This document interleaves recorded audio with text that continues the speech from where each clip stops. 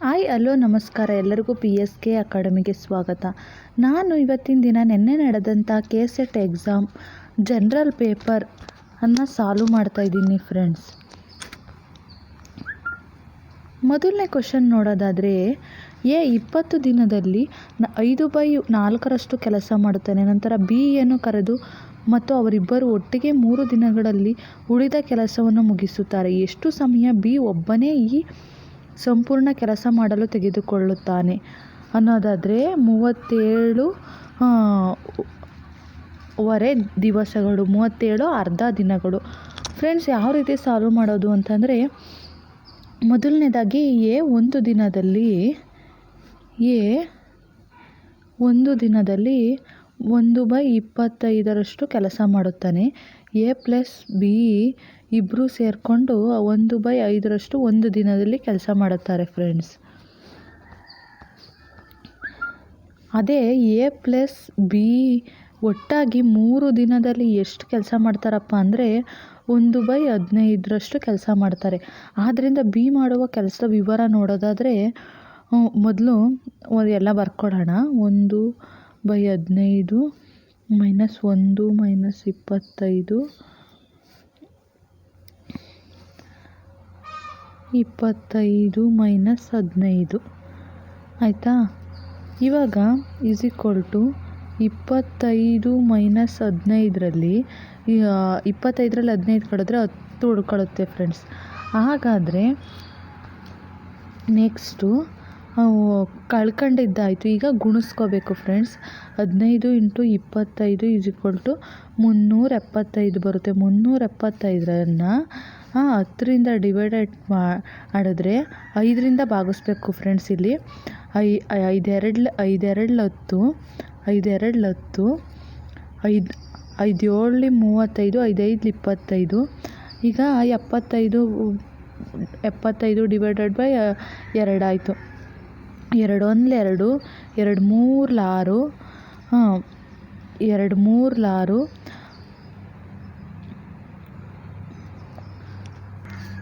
3 6, 2 7 14.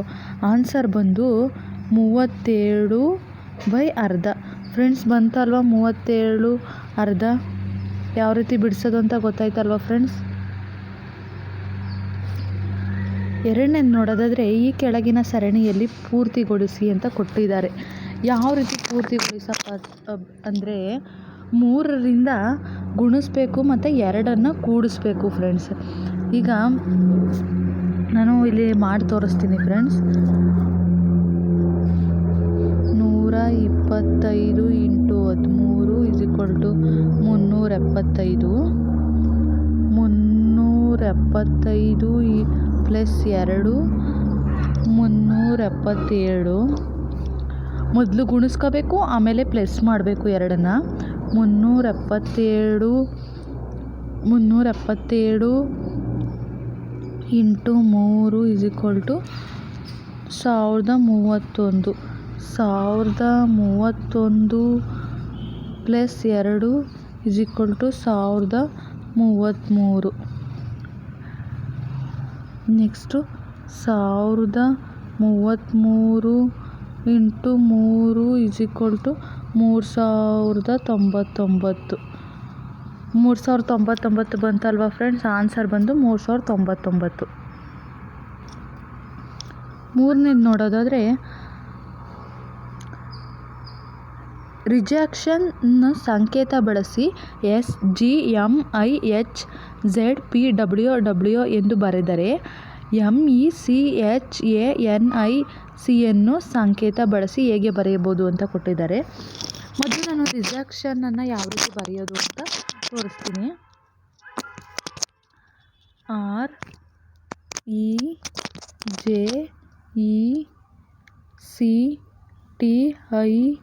REJECTION rejection. ಇದು word ಆಯಿತು. ಈಗ ನಾವು ಲಾಜಿಕ್ ನೋಡೋದಾದರೆ 1 + 2 ಇಲ್ಲಿ ಪ್ಲಸ್ ಹಾಕೋಬೇಕು ಮಧ್ಯಕ್ಕೆ, +4 ಇಲ್ಲಿ +9 ಗಂಟ ಬರುತ್ತೆ ಫ್ರೆಂಡ್ಸ್.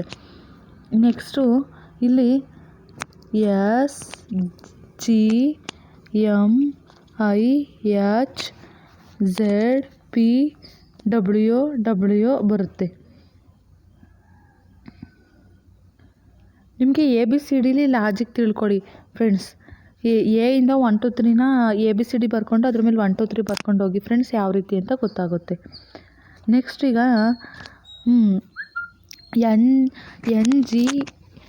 NGFLTPಗೆ ಯಾವ ರೀತಿ ಕಂಡುಹಿಡಿಯೋದು ಅಂತ ಹೇಳ್ಕೊಡ್ತೀನಿ ಫ್ರೆಂಡ್ಸ್.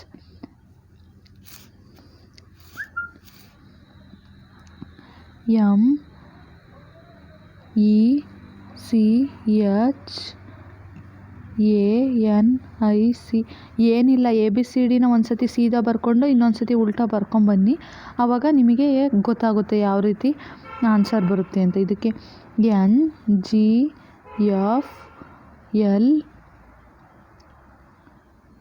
NGFLTPK ಇಲ್ಲಿ ಸಹ 1 2 3 ಹಾಕೊಳ್ಳಿ ಫ್ರೆಂಡ್ಸ್. ಗೊತ್ತಾಯ್ತಲ್ವಾ? ಇದಕ್ಕೆ ಆನ್ಸರು ಬಿ. 4ನೇದು, ಒಬ್ಬ ಹುಡುಗ ಮನೆಯಿಂದ 4 ಕಿಲೋಮೀಟರ್ ಗಂಟೆಗೆ ನಡೆದುಕೊಂಡು ಹೋದರೆ ಶಾಲೆಯು ಆರಂಭವಾಗಲು 10 ನಿಮಿಷಗಳಿರುವಂತೆ ತಲುಪುತ್ತಾನೆ.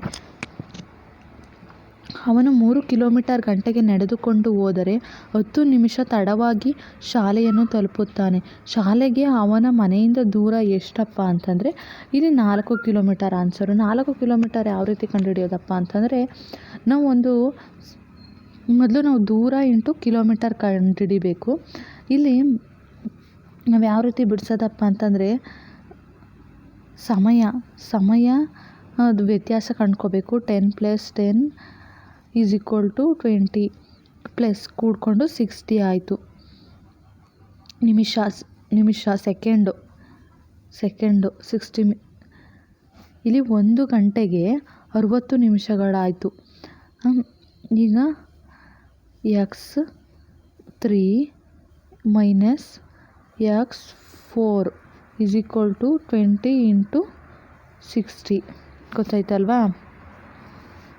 ಈಗ ನೆಕ್ಸ್ಟ್ ಸ್ಟೆಪ್ಪು x - 12 - 1 3 = 12 × 3 ಅದನ್ನ 20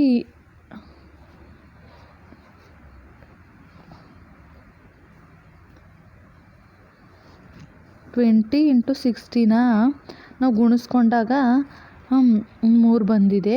3 ಮತ್ತು 12, 3 1 3, 3 4 12.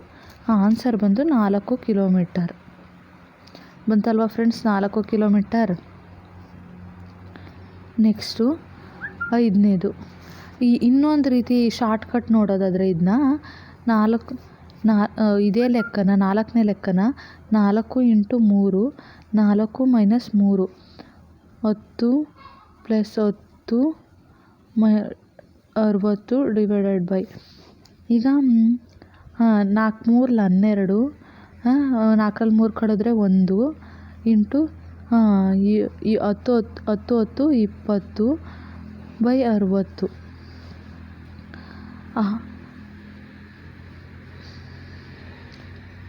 3 1 3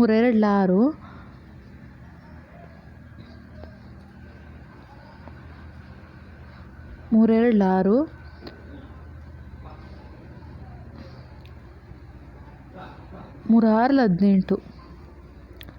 3 6 18 = ಇಲ್ಲಿ 12 ಹುಡುಕತ್ತು ಇಲ್ಲಿ ಕೆಳಗಡೆ 3 3 1 3 3 4 12 ಹುಡ್ಕೊಂಡಿದ್ದು ಆನ್ಸರು 4.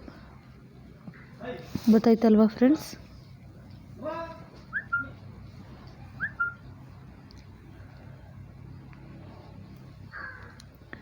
ಈಗ 5ನೇದು, ಎ ರ ಹಣಕ್ಕೂ ಬಿ ರ ಹಣಕ್ಕೂ ಅನುಪಾತ 4:5 ಮತ್ತು ಬಿ ರ ಹಣಕ್ಕೂ ಸಿ ರ ಹಣಕ್ಕೂ ಅನುಪಾತ 2:3 ಹಾಗೂ ಎ ಹತ್ತಿರ ರು 800 ಇದೆ. ಎ ಬಿ ಮತ್ತು ಸಿ ಯ ನಡುವೆ ಇರುವ ಒಟ್ಟು ಹಣ ಎಷ್ಟು? ಫ್ರೆಂಡ್ಸ್, ಒಟ್ಟು ಹಣ ಯಾವ ರೀತಿ ಕಂಡುಹಿಡಿಯೋದು ಅಂತ, ಮೊದಲು ಎ = ಬಿ ಅವ್ರ ಹತ್ರ ಎಷ್ಟಿದೆಯಪ್ಪ ಅಂತಂದರೆ 4:5 ಅಂತಂದರೆ 8:10.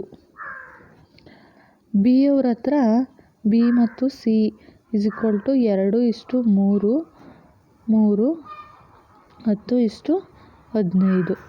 A is equal to B ಅವ್ರ ಹತ್ರ C is equal to A ಮತ್ತು ಬಿ ಮತ್ತು ಸಿ ಇದು 8:10:15.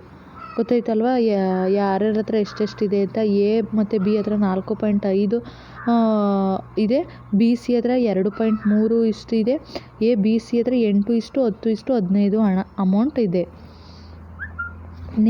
ನೆಕ್ಸ್ಟು ಎ ಹತ್ರ ಇರುವ ಹಣ 8 ಇಂಟು 100ರಿಂದ ಗುಣಿಸಿದಾಗ 800 ರೂಪಾಯಿ ಆಗುತ್ತೆ. ಬಿ ಹತ್ರ ಇರೋ ಹಣ 10 ಇಂಟು 100ರಿಂದ ಗುಣಿಸಿದಾಗ 1000 ರೂಪಾಯಿ ಆಗುತ್ತೆ. ಅದೇ ರೀತಿ ಸಿ ಹತ್ರ ಇರೋ ಹಣ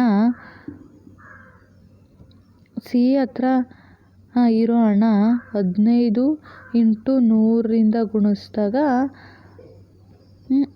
15,000 ಆಗುತ್ತೆ. ಈಗ 3 ಜನದ ಹತ್ರನೂ ಇರೋ ಹಣ ಟೋಟಲ್ ಮಾಡಿದಾಗ 3,300 ರೂಪಾಯಿ ಹಣ ಇರುತ್ತೆ. ಆನ್ಸರ್ ಬಂದು 3,300 ರೂಪಾಯಿ. ನೆಕ್ಸ್ಟ್ 6ನೇ ನೋಡೋದಾದರೆ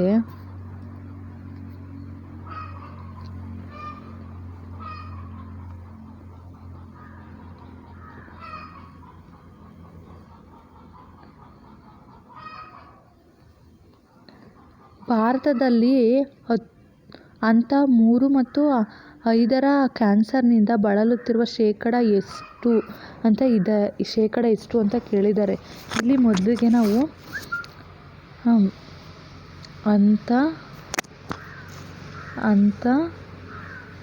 3 ಇಸ್ ಈಕ್ವಲ್ ಟು 52%, ಹಂತ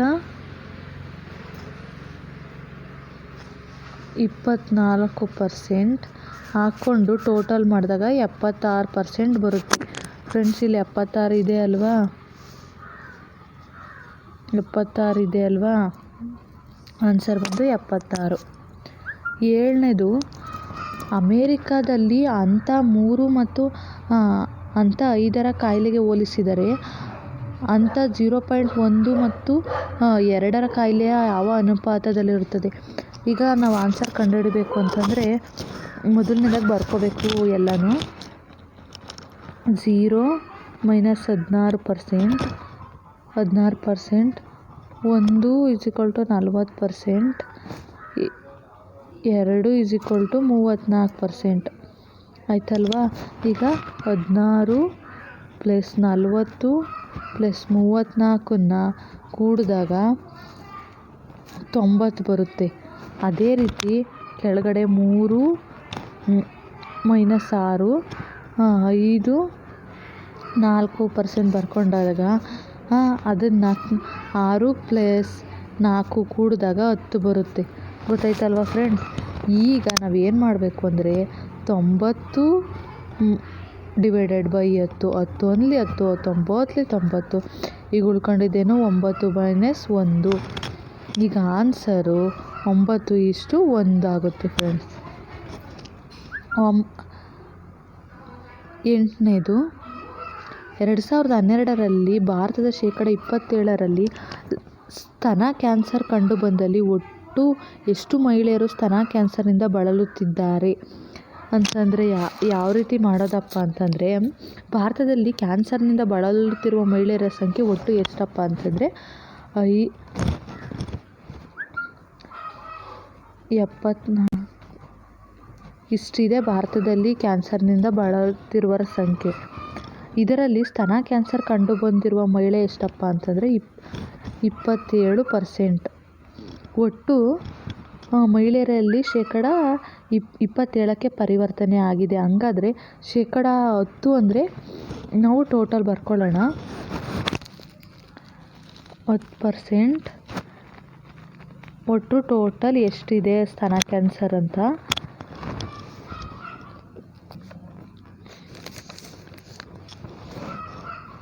10% 45, ಶೇಕಡ 5%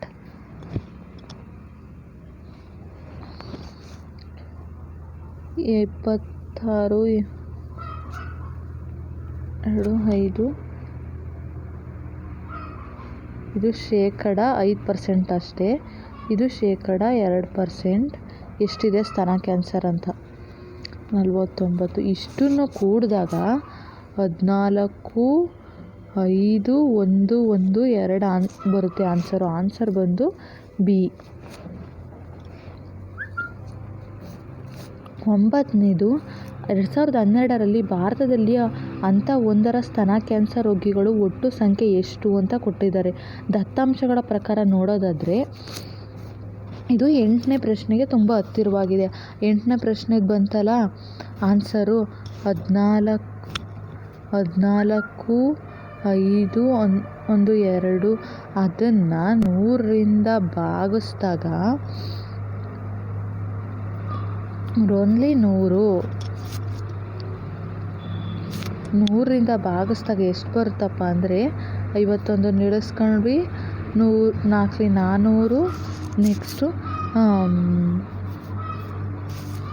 5 1 1 ಇಳಿಸ್ಕೊಂಡ್ವಿ, 5 500, 1 1 2 ಇಳಿಸ್ಕೊಂಡ್ವಿ, 100, 0 1 2 ಉತ್ತರ ಬಂದುಬಿಟ್ಟು ಎಷ್ಟಪ್ಪ ಅಂದರೆ 1451. ಆನ್ಸರ್ ಬಂದು ಎ.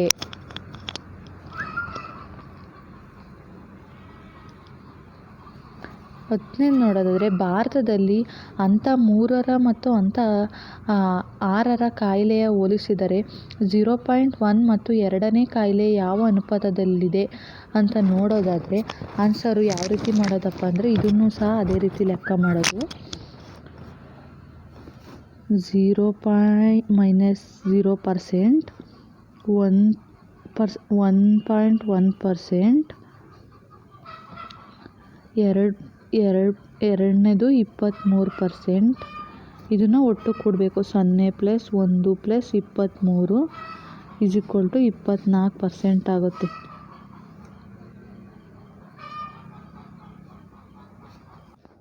ಒಟ್ಟು 24% ಆಗುತ್ತೆ. 24% ಆಗಬೇಕಾದ್ರೆ ಅದೇ ರೀತಿ 3ನೇದು ಬರ್ಕೊಳ್ಳೋದು. 3 = 52%, 5 24%. ಮೇಲ್ಗಡೆ ಕಾಲಮ್ ಕೊಟ್ಟಿದ್ದಾರೆ ನೋಡಿ. 52 + 24 = 76. ಈಗ 76, 24ನ ಇಷ್ಟು ಮಾಡಿದ್ರೆ 0.31 ಬರುತ್ತೆ. ಆನ್ಸರ್ ಬಂದು 0.31 ಸಿ. 11ನೇದು ಭಾರತದಲ್ಲಿ ವಿಶ್ವಸಂಸ್ಥೆ ಪರಿಸರ ಕಾರ್ಯಕ್ರಮ UNEPಯ ಕೇಂದ್ರೀಯ ಏಜೆನ್ಸಿ ಎಲ್ಲಿದೆ ಅಂತಂದರೆ MOEFCC ಅಂದರೆ monitor of environment, forest and climate change ಅಂತ. ಇದರ ಕೇಂದ್ರ ಮಂತ್ರಿ ಯಾರಪ್ಪ ಅಂದರೆ ಈಗ ಪ್ರಸ್ತುತ ಪ್ರಕಾಶ್ ಜಾವಡೇಕರ್. ಸ್ಥಾಪನೆಯಾಗಿದ್ದು 1985ರಲ್ಲಿ. ಇದು UNEP ಅಂತಂದರೆ ವಿಶ್ವಸಂಸ್ಥೆ ಪರಿಸರ ಕಾರ್ಯಕ್ರಮ ಅಂತ ಕರೀತಾರೆ ಇದನ್ನು. ಇದು ಸ್ಥಾಪನೆಯಾಗಿದ್ದು 1972.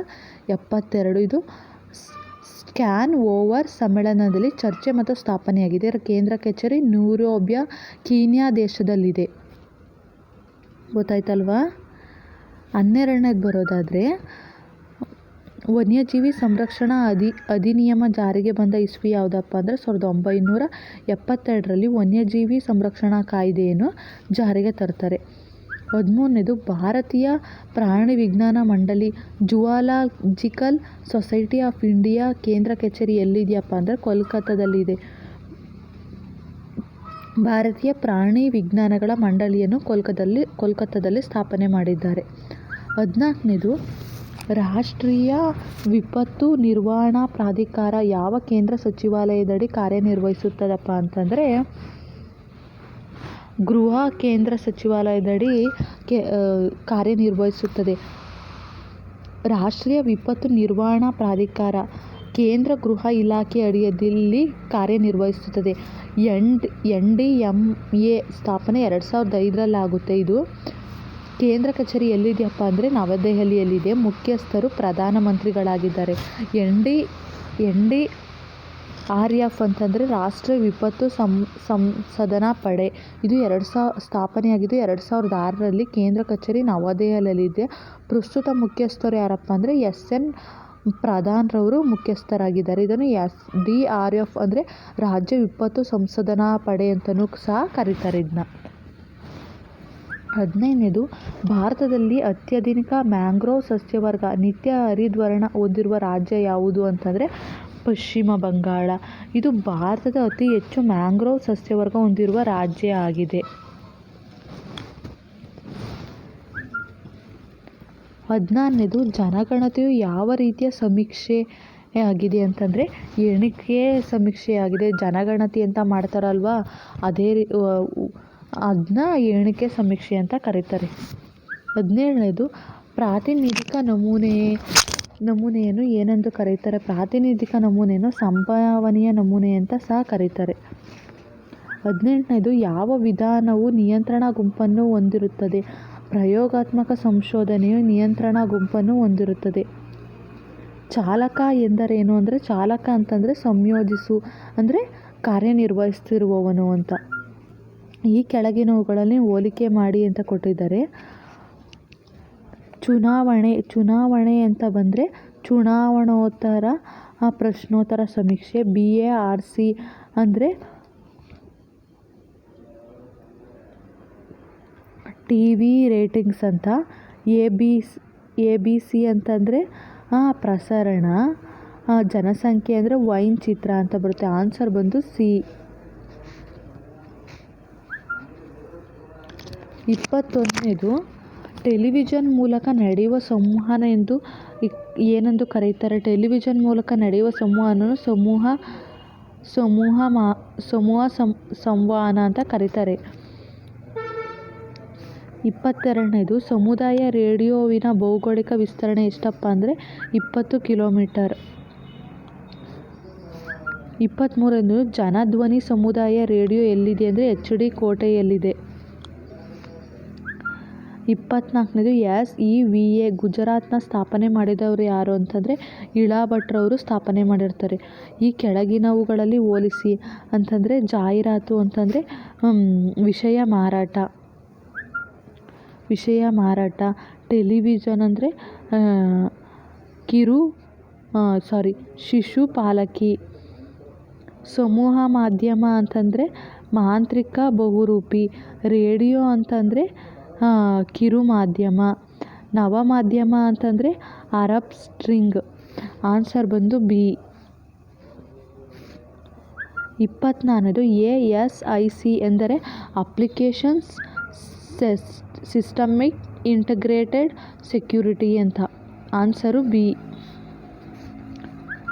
27ನೇದು ದೂರ ಸಂಪರ್ಕ ಚಾನಲ್ ಸಾಮರ್ಥ್ಯವನ್ನು ಮೆಗಾಬೈಟ್ ಅಥವಾ ಗಿಗಾಬೈಟ್ ಪ್ರತಿ ಸೆಕೆಂಡಿಗೆ ಹೇಗೆಂದು ಕರೆಯುತ್ತಾರೆ? ಹರ್ಟ್ಸ್ ಅಂತ ಕರೀತಾರೆ. 28ನೇದು ಗಣಕಯಂತ್ರವು ಚಾಲನೆಯಲ್ಲಿರುವಾಗ ಒಂದು ಅರೆವಾಹಕ ಸಾಧನವು ಮಾಹಿತಿಯನ್ನು ಸಂಗ್ರಹಿಸುತ್ತದೆ ಮತ್ತು ಮಾರ್ಪಡಿಸುತ್ತದೆ. ಆದರೆ ಗಣಕಯಂತ್ರವನ್ನು OFF ಮಾಡಿದಾಗ ಮಾಹಿತಿ ಉಳಿದುಕೊಂಡಿರುತ್ತದೆ. ಇದನ್ನು ಹೇಗೆಂದು ಕರೆಯುತ್ತಾರೆ ಅಂದರೆ ರ್ಯಾಂಡಮ್ ಆಕ್ಸೆಸ್ ಮೆಮೊರಿ ಅಂತ ಕರೀತಾರೆ. ಗಣಕಯಂತ್ರದಲ್ಲಿ ರ್ಯಾಂಡಮ್ ಆಕ್ಸೆಸ್ ಮೆಮೊರಿ ತುಂಬ ಮುಖ್ಯ ಆಗಿರುತ್ತೆ. 29ನೇದು ದೂರ ಸಂಪರ್ಕದ ನೆಟ್ವರ್ಕ್ ವಿಸ್ತೀರ್ಣವಾದ ಭೌಗೋಳಿಕ ಪ್ರದೇಶವಾದ ರಾಜ್ಯ ಅಥವಾ ದೇಶವನ್ನು ವ್ಯಾಪಿಸಿದಾಗ ಅದನ್ನು ಹೇಗೆ ಕರೆಯುತ್ತಾರೆ? ವಿಶಾಲವಾದ ಪ್ರದೇಶದ ನೆಟ್ವರ್ಕ್ ಅಂತ ಕರೀತಾರೆ ಫ್ರೆಂಡ್ಸ್. 30ನೇದು ಕೆಳಗಿನವುಗಳಲ್ಲಿ ಯಾವುದು ಆಪರೇಟಿಂಗ್ ಸಿಸ್ಟಮ್ ಅಲ್ಲ? ಲಿನಕ್ಸ್ ಅನ್ನೋದು ಒಂದು ಆಪರೇಟಿಂಗ್ ಸಿಸ್ಟಮ್ ಅಲ್ಲ. 31ನೇದು ಈ ಕೆಳಗಿನ ಪ್ರಶ್ನೆಗಳಲ್ಲಿ 2 ವಾದಗಳನ್ನು ಕೊಡಲಾಗಿದೆ ಮತ್ತು ಯಾವುದು ಪ್ರಬಲವಾಗಿದೆ ಮತ್ತು ಯಾವ ವಾದ ದುರ್ಬಲವಾಗಿದೆ ಎಂದು ನಿರ್ಧರಿಸಿ. ಇಲ್ಲಿ ಫ್ರೆಂಡ್ಸ್ ಇಲ್ಲಿ ಸಮಯ ಟೈಮ್ ಆಗೋದ್ರಿಂದ ನಾನು ಆನ್ಸರ್ ಮಾತ್ರ ಹೇಳ್ಕೊಂಡು ಹೋಗ್ತೀನಿ.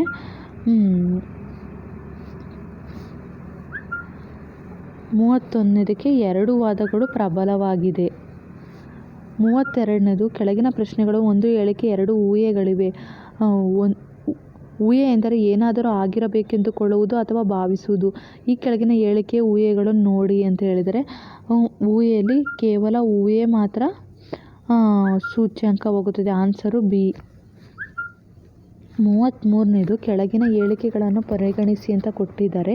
ಇಲ್ಲಿ ಹೇಳಿಕೆಗಳು ಕೊಟ್ಟಿದ್ದಾರೆ ಎಲ್ಲ ಸಾಗರಗಳ ಖಂಡಗಳಾಗಿವೆ.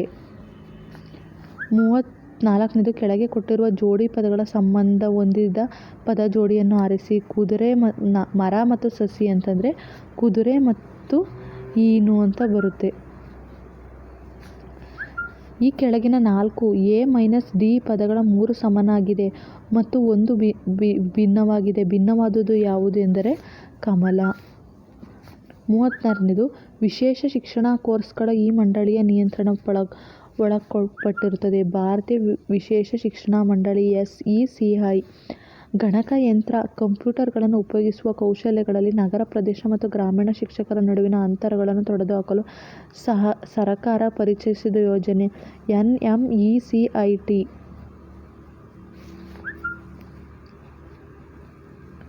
38ನೇದು ಜ್ಞಾನ ವಿಜ್ಞಾನ ವಿಮುಕ್ತತೆ ಎಂಬ ಧ್ಯೇಯ ಹೊಂದಿದ ಸಂಸ್ಥೆ ಯಾವುದು ಅಂದರೆ UGC.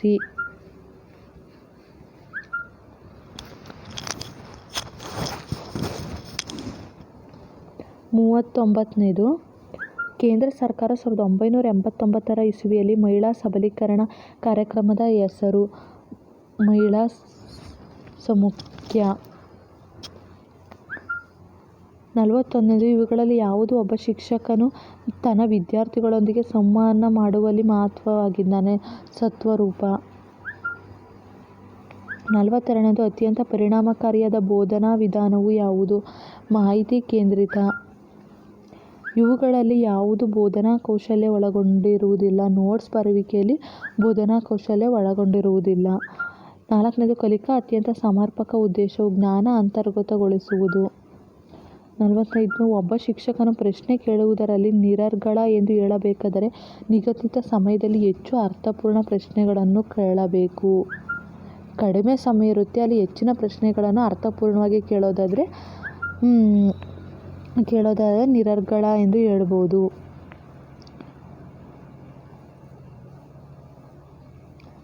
ಇಲ್ಲಿ ಸ್ವಲ್ಪ ಒಂದು ಪ್ಯಾರಾಗ್ರಾಫ್ ಕೊಟ್ಬಿಟ್ಟು ಅದ್ರ ಬಗ್ಗೆ ಕ್ವಶನ್ಸ್ ಕೇಳಿದ್ದಾರೆ. 46ನೇದು ನಮಗೆ ಸಲ್ಲಬೇಕಾದುದು ನಮಗೆ ಕೊಡಿ ಎನ್ನುವ ಹೇಳಿಕೆ ತಿಳಿಸುವುದೆಂದರೆ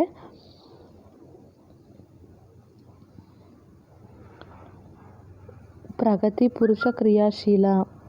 47ನೇದು ಪತ್ರವನ್ನು ಬರೆದಿರುವ ವ್ಯಕ್ತಿಯ ಪುರುಷ ಬಗ್ಗೆ ತೀವ್ರ ವಿಮರ್ಶೆ ಮಾಡಲು ಕಾರಣವೇನೆಂದರೆ A. 48ನೇದು ಪತ್ರ ಬರೆದಿರುವ ವ್ಯಕ್ತಿ ವಾದವೆಂದರೆ ಬಹುಪಾಲು ಕುಟುಂಬಗಳು ಅವರ ಮದುವೆ ಆಗುವವರೆಗೂ ಮಾತ್ರ ಹೆಣ್ಣು ಮಕ್ಕಳು ಸಹಿಸಿಕೊಳ್ಳುತ್ತವೆ. ಲೇಖಕರು ಶಾರದಾ ಮಸೂದೆಯನ್ನು ಬೆಂಬಲಿಸಲು ಕಾರಣವೇನು? ಅವರಿಗೆ ಮಹಿಳೆ ಹಾಗೂ ಪುರುಷರ ನಡುವಿನ ಸಮಾನತೆಯ ಬಗ್ಗೆ ನೈಜವಾದ ನಂಬಿಕೆ ಇದೆ. 50ನೇದು ಗದ್ಯ ಭಾಗದ ಕೊನೆಯ ಭಾಗದಲ್ಲಿ ಲೇಖಕರು ನಿಮ್ಮ ಅಭಿಪ್ರಾಯದಲ್ಲಿ ಅವರು ಎಲ್ಲರಲ್ಲಿ ದುರಾಸೆ ವಿರೋಧಿಸುತ್ತಾರೆ. ಈ ವಿಡಿಯೋ ಇಷ್ಟ ಆದಲ್ಲಿ ಲೈಕ್ ಮಾಡಿ, ಕಮೆಂಟ್ ಮಾಡಿ, ಸಬ್ಸ್ಕ್ರೈಬ್ ಮಾಡಿ. Thank you friends.